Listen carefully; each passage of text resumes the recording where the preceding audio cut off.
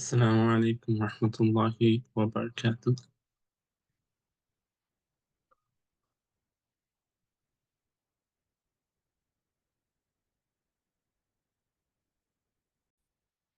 Assalamu alaikum Rahmatullahi wa Barakatuhu, everyone. I hope you're all doing well. Bismillah walhamdulillah wassalatu wassalamu ala Rasulillah sallallahu alayhi wa sallam wa man wala. أعوذ بالله من الشيطان الرجيم بسم الله الرحمن الرحيم رب اشرح لي صدري ويسر لي أمري ويسر لي أمري واحلل عقدة من لساني يفقه قولي. Wassalamu alaikum warahmatullahi wabarakatuh, everyone. Once again, my name is Dr. Muhammad Ibrahim Saeed, and Bismillah Ta'ala, today we'll be starting our first segment of our golden history. And inshallah Ta'ala, I aim that this, by Allah's mercy, we ask that this is is a mechanism in which that we focus and bring to awareness uh, to what pleases Allah subhanahu wa ta'ala in reference to our golden age, and really to provide a space for us to inshallah ta'ala learn about our past, learn about our ummah, learn about the intellectual ambiance, but even the intellectual potency, and most importantly, the Islamic identity and how the two integrated throughout our golden age. And this is where bid'illah ta'ala will be touching upon our golden history in an intellectual form through reading بإذن ta'ala the following book. Assalamu alaikum warahmatullahi wabarakatuh. So this is بإذن ta'ala the book that we'll be touching upon.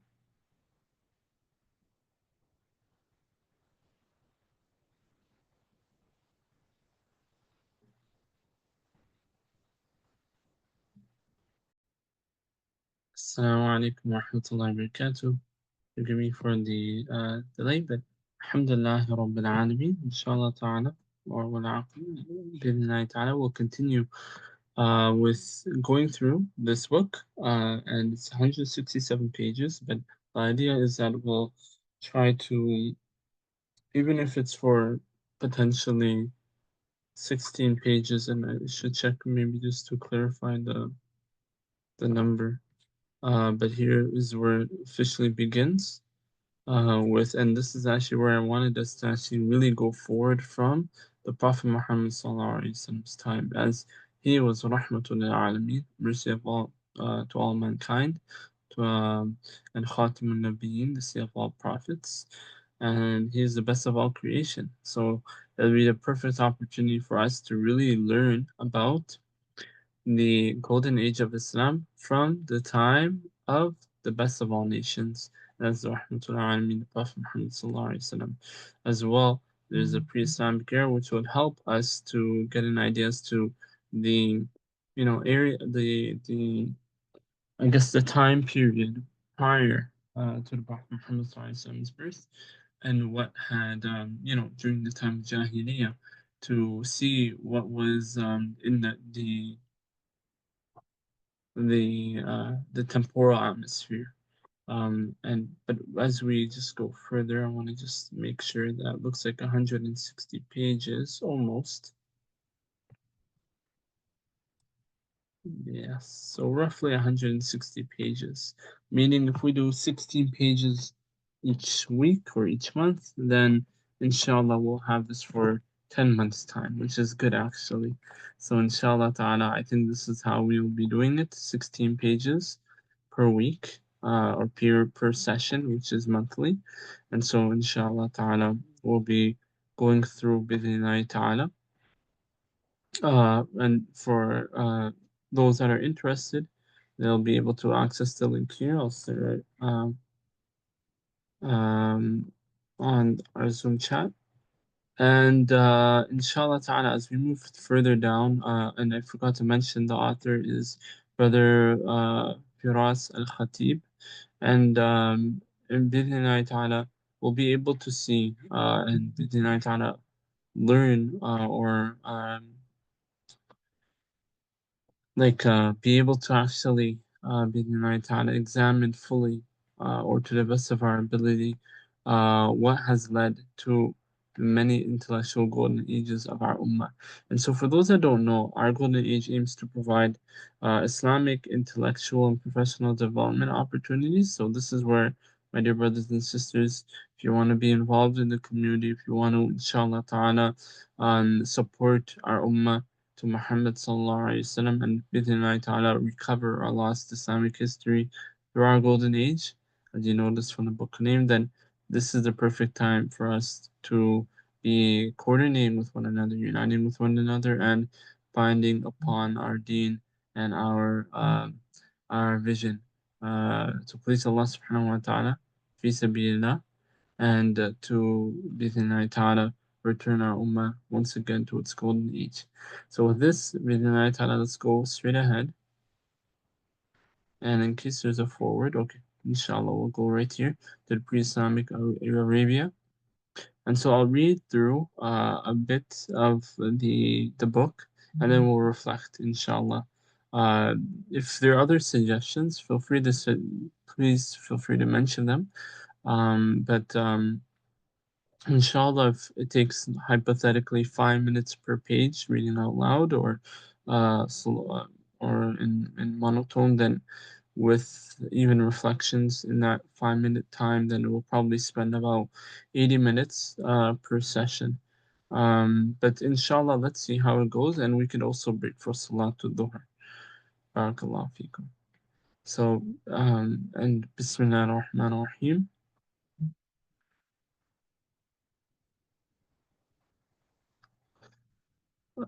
رب اشرح لي صدري ويسر لي أمري واحلل عقدة من لساني يفقه قولي. Bismillah. The dry, mountainous landscape of the Hijaz is not an environment that gives much life. Situated in the western part of the Arabian Peninsula, this land can be described with two words, dry and hot. In the summer, temperatures regularly rise to well over 100 degrees Fahrenheit with little precipitation. Further east, endless sand dunes mark a landscape devoid of greenery or permanent settlements. Yet it was from this harsh landscape that in the early 600s, i.e., 600 CE, a new movement emerged, one that would change the course of history in the Arabian Peninsula and beyond. So let's pause here just for a moment. For those that aren't aware, and we should actually search these words so that we get a better clarification onto what is occurring. Before I do, I want to make reference to a few pointers. Um, One is that, as you can see, the tone of our author, Badr Firas, is Al-Khatib, is that um, is one in which that you would see and actually, let me just confirm one thing. Oh, he actually had an ayah, subhanAllah. So let's, Bismillahirrahmanirrahim. SubhanAllah, actually, this was a hadith that I actually referenced in our first meeting. In fact, even last week in our meeting on referring back to the Quran and Sunnah in our I5 approach for the intellectual development series. So this is more like towards history, in a merge of Islamic history. So this is where the intellectual / Islamic, most importantly, Islamic history connects back to our belief and in terms of our Islamic development stream for our golden age.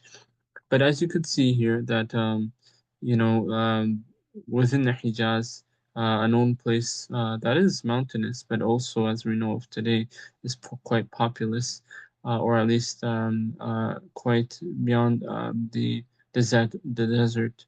I guess within this landscape is dry and hot. But as you can also notice that this is from in reference to the US using Fahrenheit, you're getting to notice how hot it is, right? Even 100 degrees Celsius is enough for water to boil. So just imagine Fahrenheit, subhanAllah. Nevertheless, it shows and captivates us, bidinai ta'ala, through Brother Faras's commentary that what is to come in 600 CE. So you do want to notice so that it is in use of the Gregorian calendar, its use of the empirical or imperial units. And I see this in a sense so that way it perhaps showcases that Brother Frost is actually looking in the eyes of the Western thinker or Western audience or reader. And so this is something to keep in mind, especially when it comes to, you know, simplifying or perhaps may Allah protect us, but Westernifying or providing a different context of um, of Islam. That being, or not Islam, but rather the history pre-Arabia or pre-Islamic Arabia. And so we'll see how it goes. I haven't. This is also my first time reading, so let's have a look. But Allah knows best. Um, We'll continue. The Arabian Peninsula covers an area of over 2 million square kilometers in the southwest western corner of Asia. Situated between Asia, Africa, and Europe, the land is unique in its connection with all three continents of the Old World.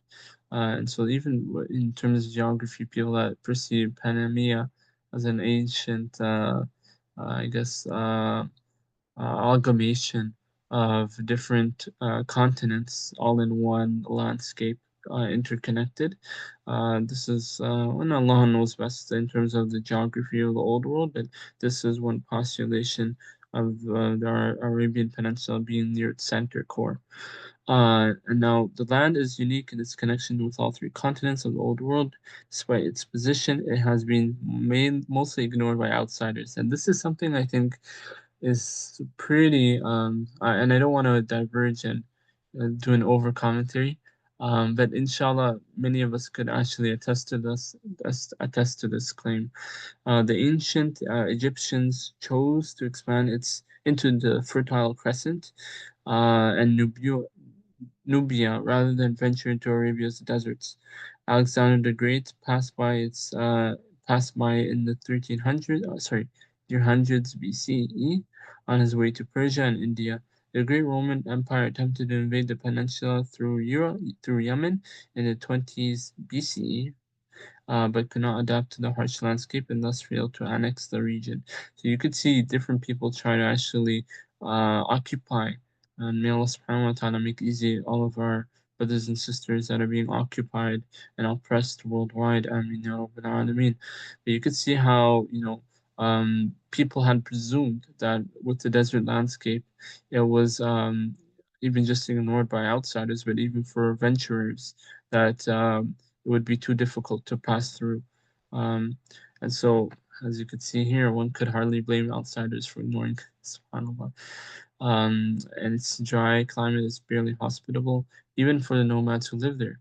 Monsoon winds bring seasonal rains to the southern coast of the peninsula in autumn, but these are stifled by a quickly rising landscape and never make it deep into Arabia's deserts. And similarly, rains from the Mediterranean Sea barely touch upon the northern extremities of the Arabian Desert. The result is that the vast majority of the peninsula remains dry year-round. Parched riverbeds, known as wudis, run through the land, yet they are barely recognizable as rivers. Um, when clouds gather and rains fall, they become gushing and powerful waterways, essential for the growth of seasonal flora that manages to bloom in this dry land. Um, oh, they become okay. Once the wet season is over, however, the wadis return to their usual dry state, useless as sources of water. Interesting. In the sense that you could see how the versatility, but also the, I guess, hospitality within the Arabian Desert changes across seasons. Um, and so that may be of notable concern to geographers and historians, especially those that come to learn more about desert geography. The question, yeah,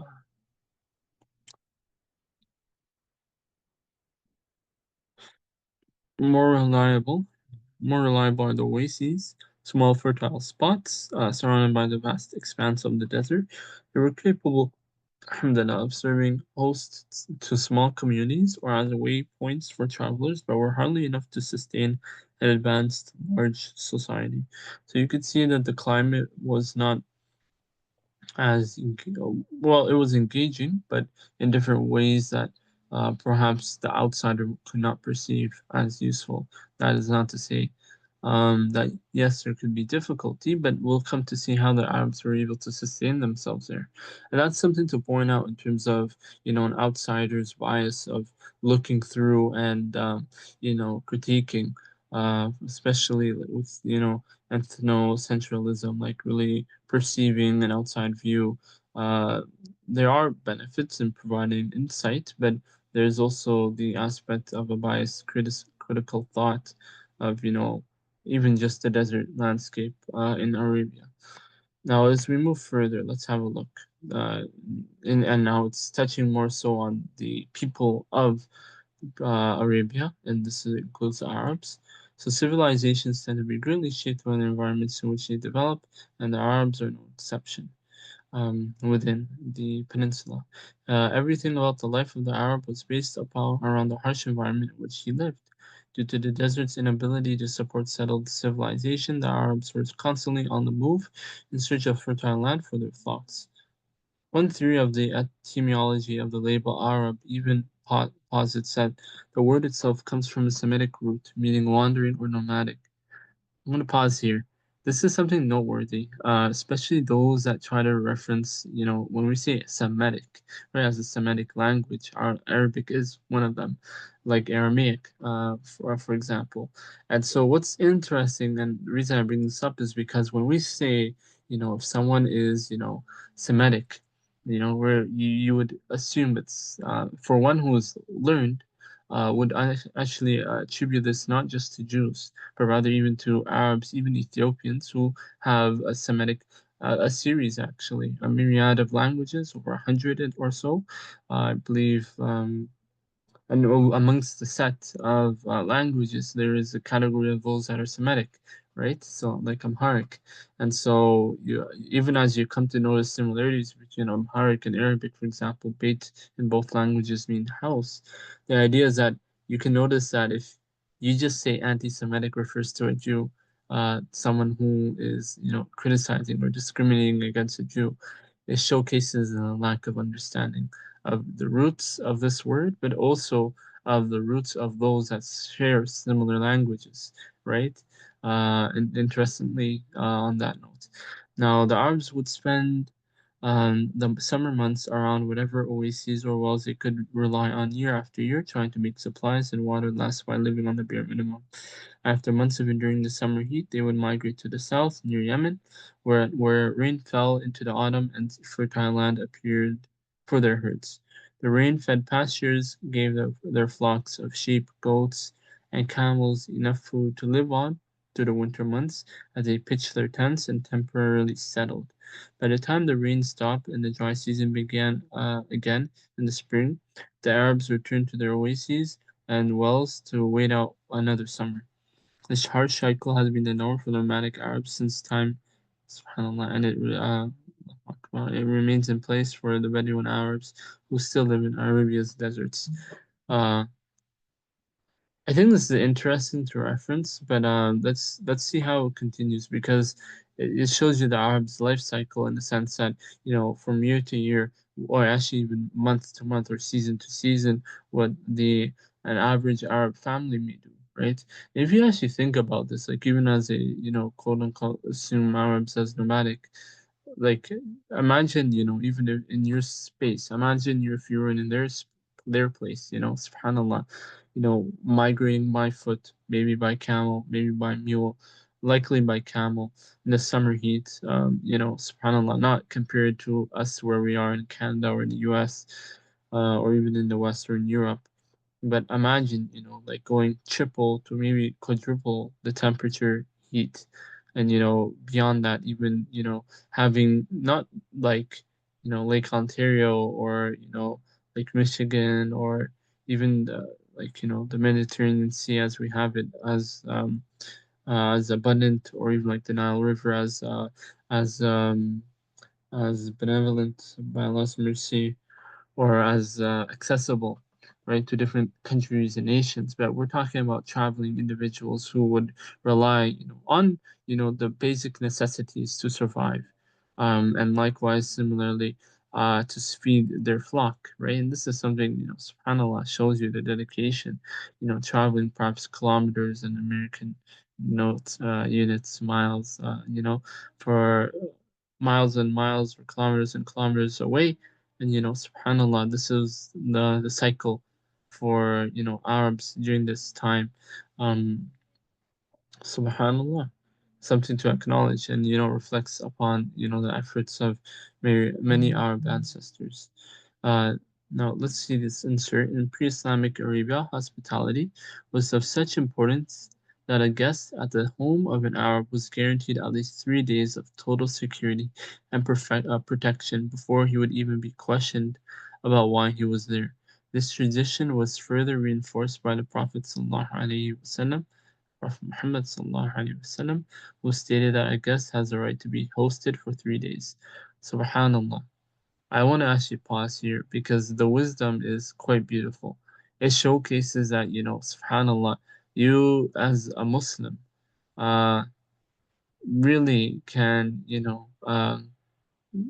subhanallah, the hospitality, and this is even within, prior to the Prophet Muhammad SAW, as his birth, that even Arabs had this level of not just remorse and even remorse, but also hospitality, like the level of care and compassion, to host someone for 3 days, someone that you may not even know, with total security and protection, subhanallah.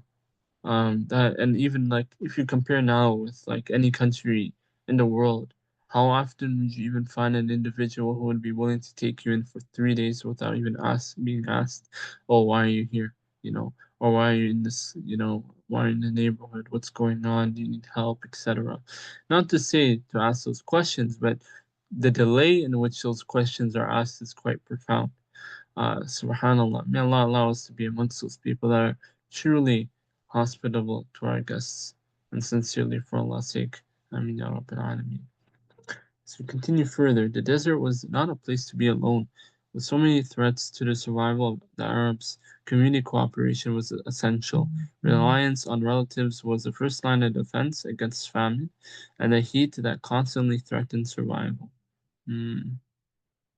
So I'm going to repeat some sentences. Sometimes they may make things easier to emphasize on. Reliance on relatives was the first line of defense against famine and the heat that constantly threatened survival. So you see the level of family connectivity. Um, and community binding, as in the following sentence. Families were expected to share resources and shelter, and the concept of pure individualism was strongly frowned upon. As such, the family, and by extension the tribe, served as the most important unit within Arab society, pre-Islam. Or I should clarify, as you said, pre-Islamic Arabia. I pretty much don't like to say pre-Islam, as it gives that connotation of, really in the context of things, and maybe it's for best for another time, but we'll just say for simplicity, um early Arabia, or we'll just say, um we'll just continue on, and we'll see how things carries between ta'ala. Served as the most important unit within Arab society. Groups of families traveled together and were considered a qabila or clan. Several clans were constituted a tribe led by a tribal leader called a sheikh. We know as a sheikh, often people still call people by the name of sheikh, but obviously, in this case of a religious leader or an Islamic leader, Muslim leader rather, or Islamic leader, most appropriately. Tribal identity and belonging were vital in the I'll say pre-Islamic world, or at least in Arabia, and the world. Belonging to a tribe brought protection. Oh, belonging to a tribe, sorry, brought protection, support, and economic opportunities. Tribes would go to battle to defend one of their own, and tribal warfare was unnervingly common before the arrival of Islam. Competition over grazing lands and flocks regularly brought tribes into devastating wars which could last years and sometimes even decades, and extract a heavy human toll on the participants. For the Arab struggle was a constant against both man and nature, subhanAllah.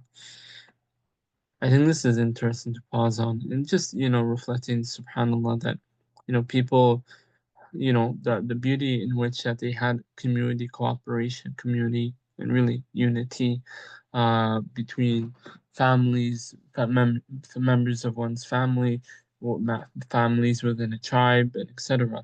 Shows you the level of community congregation when it came to, you know, protecting one another, supporting one another, benefiting one another, and even subhanallah, like defending one of their own, like if someone was to be harmed, it's not, and this is something to note, the beauty of Islam, even in this case of Arabia at the time, was that they didn't really have an, I guess, how do I say this, like they had a more um community centric approach, and not feeling that a bystander effect when someone is in need or in help, in need of support, right, as we mentioned about hospitality. um and yet, though, on the same token, or on the other side, in contrast, there is that concern of competition between tribes. And that, subhanallah, like it showcases these, even like sadly, that level of nationalism has still existed in our times, where people will compete with Muslim brothers and sisters simply for piece of land, or maybe not land, as I could be mistaken on that note, but perhaps just even here in the West, like competing for um I guess the highest of positions, even at the cost of one of your brothers. So may Allah protect us. Actually, I personally don't like thinking about it even, but it's a very sad, very sad. May Allah protect us. Actually, Ameen ya Rabb. Ya Rabbil Alameen. Astaghfirullah. But the last point, actually, let's move forward. In a tribal nomadic society like this, artistic expression becomes difficult. Interesting. Let's see what he means by artistic. The resources and time necessary to complete great sculptures and paintings like the ancient civilizations of Egypt or Greece were almost non-existent. You can also imagine, I mean, obviously we don't stand by sculptures. Um, I'm I'm wondering exactly what's going to be mentioned thereafter, but yet the natural human desire to search for beauty could not be extinguished by the desert sands. Instead, it took a new form, language. Perhaps more than any other language in the world, Arabic itself is a form of artistic expression. For example, actually, I don't want to. I feel like I'm doing too many comments, but let's move further, and perhaps an example will be provided. Word and sentence structure is fluid, creating many different ways for a person to express the same idea. This is true. Like if you notice this, and you can actually search even at a more linguistic level, multiple words being could be used to explain a single word in English. For example, I guess trying to think of an example. Um,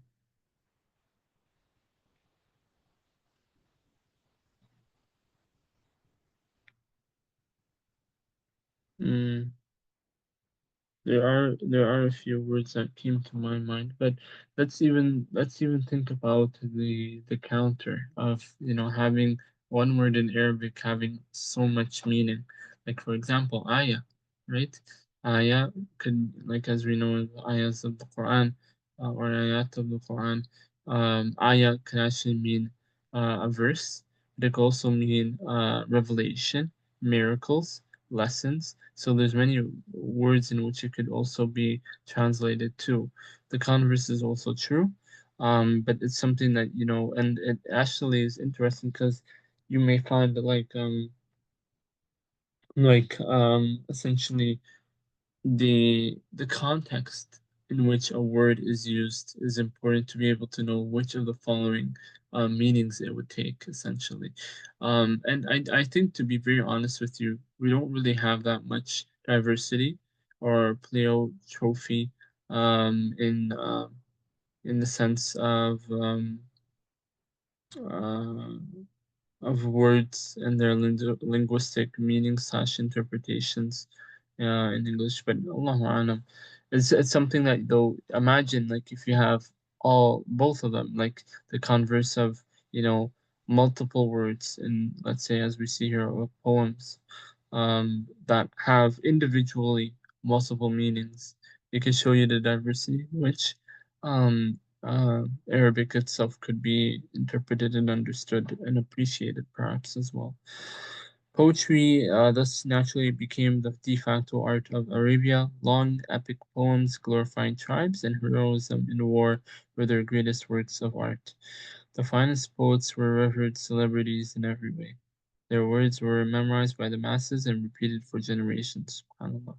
The seven most magnificent pre-Islamic poems were known as the Mu'allaqat, meaning the hanging ones.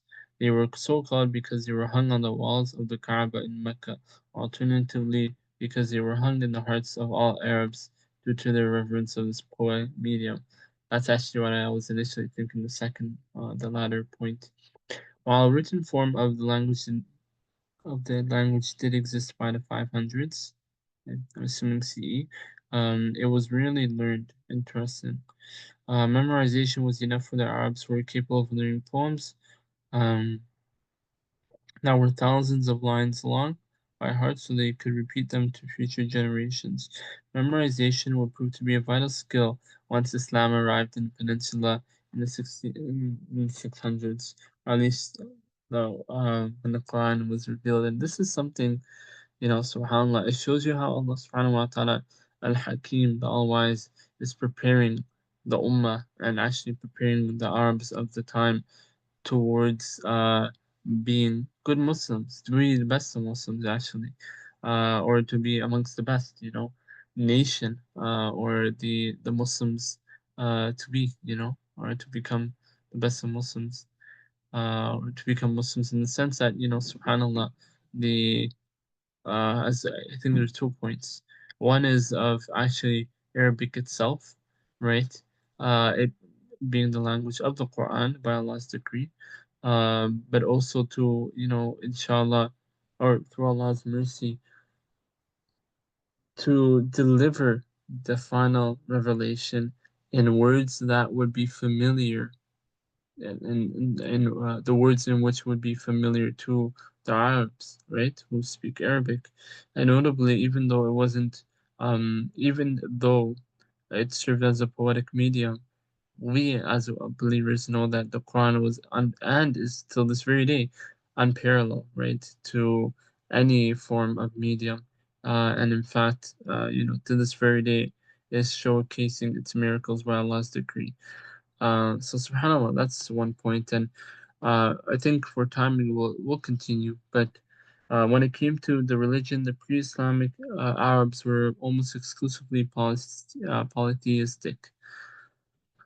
Islamic tradition holds that the Prophet Ibrahim alayhi salam, or Abraham, and his son Ismail alayhi salam, Prophet Ismail alayhi salam, or Ismail, built the Kaaba in the valley of Mecca in ancient times as a house of worship for one God, Allah subhanahu wa ta'ala. The Kaaba was built as a plain rectangular building on a foundation set by the first man, Adam alayhi salam.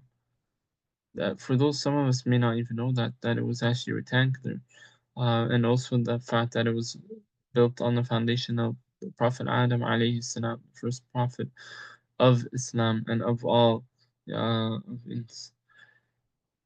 From this shrine, Ismail alayhi salam was able to preach the monotheistic message to the Arabs who adopted him as one of their own. And likewise Prophet Ibrahim alayhi salam. However, over the centuries, however, the progeny of Israel distorted his monotheistic teachings. Astaghfirullah wa atubu ilayh. May Allah protect us all, and forgive them.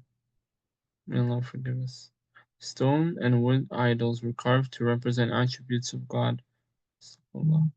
Later, they would go on to represent separate gods entirely. Astaghfirullah wa atubu ilayh. By the time the Prophet Muhammad was born, uh, by the time of the Prophet Muhammad, there were 360 gods in the Kaaba. Um, Now, I think, I don't want to say I think, but actually, let's continue. The message of Prophet Ibrahim alayhi salam and Prophet Ismail alayhi salam was not entirely lost on the Arabs, however. The two prophets were still revered figures in the minds of the Arabs, and even some of their basic teachings still held weight in this society. They certainly believed in the God of Ibrahim alayhi salam and Ismail alayhi salam, called Allah in Arabic, but they believed he was one among many different gods. لا حول actually I'll say لا حول ولا قوة إلا بالله استغفر الله وأتوب إليه.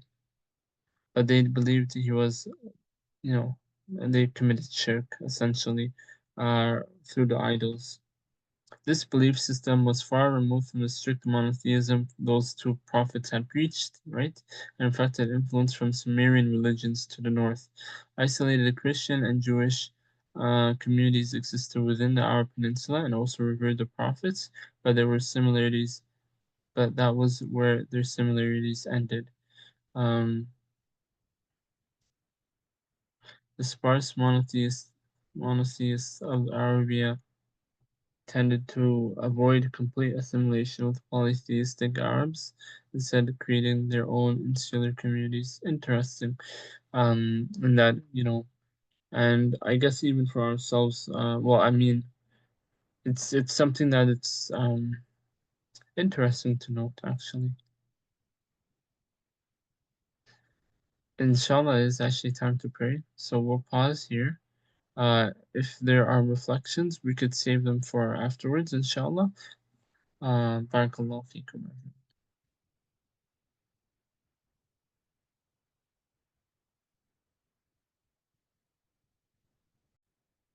Assalamu alaikum wa rahmatullahi wa barakatuh. Jazakumullahu Khairan Katheera, everyone, for patience. We'll go back to the shared document. Give me just a moment. Bidnillahi ta'ala.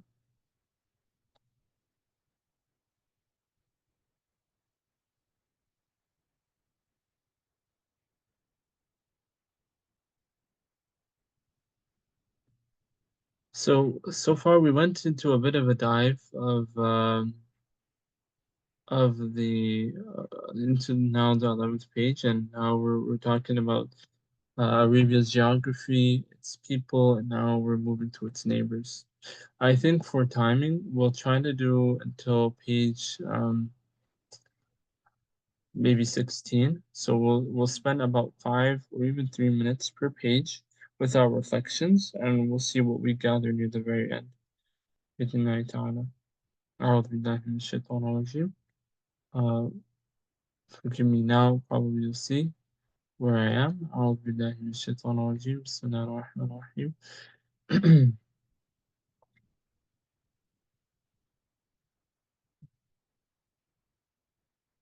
In spite of Arabia's neighbors, in spite of being deep in the deserts of the Arabian Peninsula, far from more advanced civilizations in a biased manner, the Arabs were not completely isolated from their neighbors.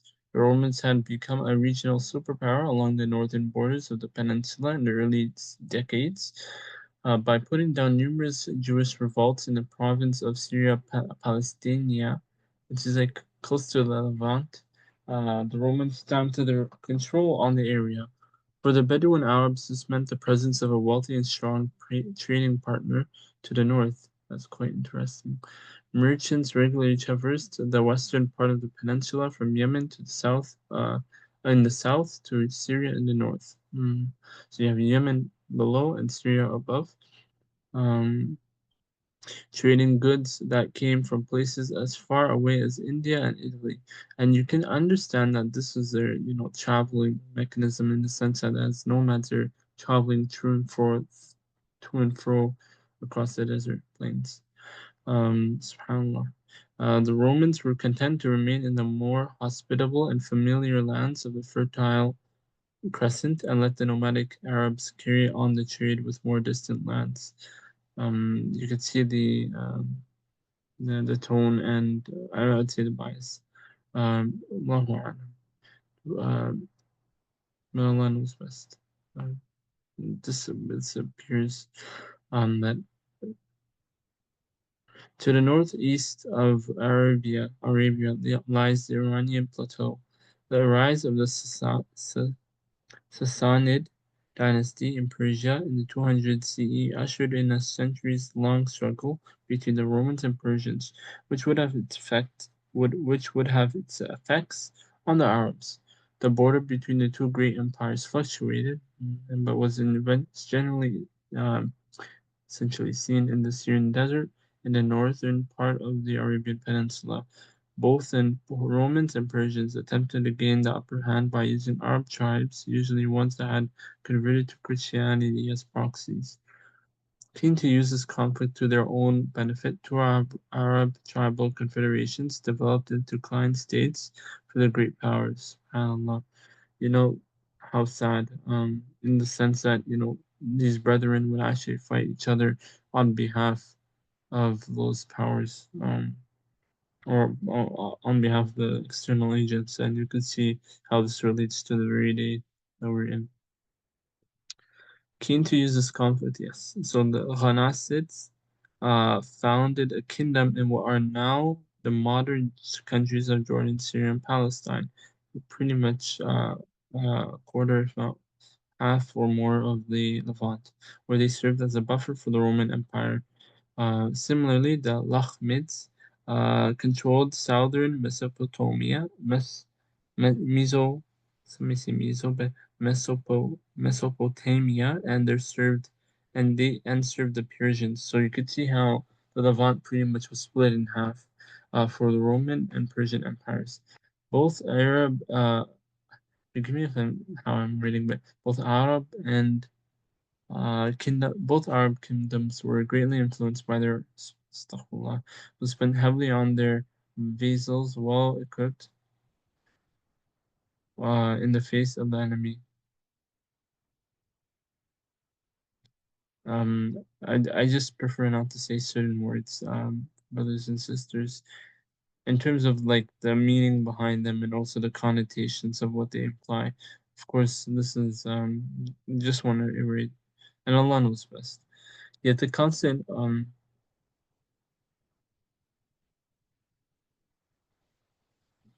Yet the constant warfare between the two sides would slowly wear down all four parties. SubhanAllah. By the early 600s, the Romans and Persians were exhausted by decades of warfare and were weakening behind a facade of militaristic power. The Ghanasids and Lakhmids too felt the stress of war as they were being mere pawns in this constant conflict. Most Arab tribes, however, avoided the external conflict between the two imperial powers. They were more interested in carrying on a profitable trade with the two warring empires and helping to decide the winner. Interesting. And here's interesting, you see the relation to Ethiopia. To the south of the peninsula was the most powerful kingdom of Aksum in Abyssinia, modern-day Ethiopia. Based high in the Abyssinian mountains, Aksum was a powerful trading state that connected inland African kingdoms, the Indian Ocean sea routes, and the southern part of the Arabian Peninsula.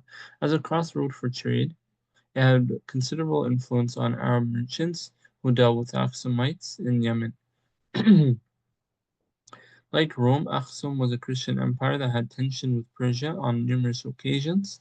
Control of trade routes running through Yemen was a constant source of friction, as both sides sought to turn local leaders into vassals. So you could see how, like, subhanAllah, the nation states, or even we could call these states essentially, and tribes were pretty much put under influence by these, I don't want to say supreme, but essentially these empire states that try to govern control over routes for trade, but also over land and you could probably imagine sea. Um, in an increasingly globalized world of the early 600s, the Arabs were aware of their neighbors and became affected by events outside the Arabian Peninsula. Interesting. Being at crossroads of three powerful states meant being aware of international politics and having the skill to use rivalries to their advantage. Yet, despite this precarious location, the Arabs were safe in the depths of the desert. They called their peninsula Ja- Jazirat al-Arab, meaning the island of the Arabs, due to how isolated its inhabitants were. SubhanAllah, notice that they weren't necessarily all surrounded by sea, but the considered islands in the sense of, being isolated to a degree from, yeah, pretty much other external forces or external powers by Allah's mercy and decree. This isolation proved to be greatly beneficial. The harsh environment that meant that none of the surrounding states could invade and occupy Arab lands. The Arabs traditional cycle of wandering and their way of life was mostly unaffected by regional politics and war. In this protected environment, a movement would arise in the early 600s. And believe it or not, this is actually what I was thinking about just in the moment that, subhanAllah, how this relates to Prophet Muhammad SAW and Ummah to come. In the early 600s, that would have huge implications for the surrounding states and eventually the entire world. It would change the destiny of the Arabs forever, or at least the destination or the vision of the Arabs forever, building on and using their unique abilities and doing away with the negative cultural traits that kept them as wandering, wearing nomads or um, warring nomads. Geography, yeah, sorry, wearing nomads. Geography, climate, culture, and politics together all led to the perfect environment in which Islam could rise to become a world power faster than any other movement, religion, or empire in the world history. Even really, uh, like, and inshallah ta'ala, we'll discuss this further from an Islamic perspective, but you could see how different factors by Allah's mercy were influenced to benefit the Ummah, to Muhammad Sallallahu Alaihi Wasallam.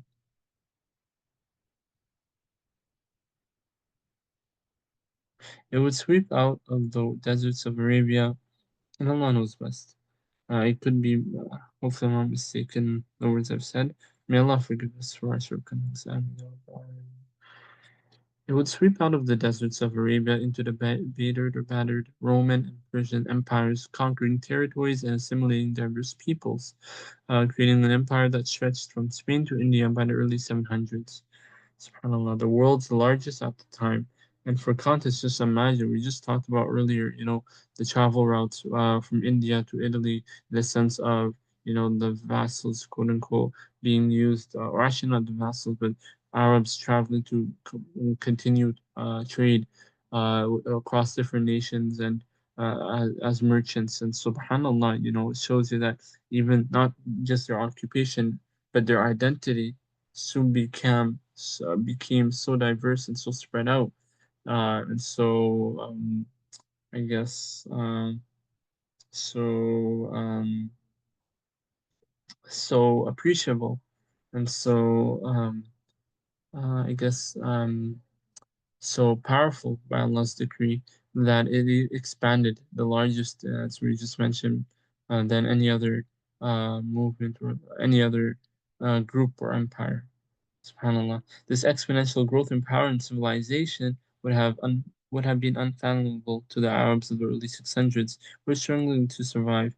Yet all it took was the arrival of a man who came with a revolutionary message, a risala, and a promise. SubhanAllah. Um, came with a promise to the Arabs. Sorry, came with a revolutionary message and a promise to the Arabs of a new destiny, one beyond the sands of Arabia. The Prophet Muhammad sallallahu alaihi wa alihi wa sahbihi wa sallam taslim kathira. So You know what? We'll stop here actually. We can continue chapter 2 next month, inshallah. This is actually a great way for us to just reflect for two that, subhanAllah, by Allah's mercy, we're able to see and compare, the previous state of the Arabs and even the similitude, or rather the state, geographically, politically, and economically in their environment in terms of the sand dunes, in terms of the neighboring countries or states slash empires, and even just their normal day-to-day hobbies or, essentially occupation in merchantry or in trade. And so you think, or you could see how Allah subhanahu wa ta'ala, and, subhanAllah, Allah is showcasing to us, or at least, um, preparing, or how else should this be said? Um, the stage, I guess, is set up for Islam by Allah's mercy to provide greater clarity to the ummahs, or sorry, the tribes about cooperating with one another to maintain this, but also to not be so caught up on your identity as tribes in terms of tribalism, but more so to steer away, as shown here, of pure individualism, but rather towards a community's identity, a romantic, or rather, I would say, a purely authentic Islamic approach, an Islamic identity that eventually were to be seen as a nomadic approach, or to simply put, um, change the framework in which Arabs were to deliver themselves, portray themselves, or to think of themselves, to deliver themselves, but also, probably most importantly, to identify themselves, or um, to promote, or to understand themselves, or to reflect, and to be the best that you could ever be as Muslimin. Barakallahu feekum, everyone. I think I'm trying to think of anything mistaken. May Allah forgive me for any of my shortcomings, but may Allah subhanahu wa ta'ala bless us all and allow us to ta'ala reach our golden age through these reflections, and through ta'ala invocations that will reach us to the highest of destinations in Jannatul Firdaus al-A'la. May Allah subhanahu wa ta'ala accept our efforts. Barakallahu feekum. Wassalamu alaikum wa rahmatullahi wa barakatuh. Also, a reminder that every Friday, or we'll continue these sessions, inshallah ta'ala, of monthly seminars. But on Fridays, we aim to have Surah Al-Kahf recited. And so stay tuned, bi'idhnillahi ta'ala. Barakallahu feekum. Assalamu alaikum wa rahmatullahi wa barakatuh.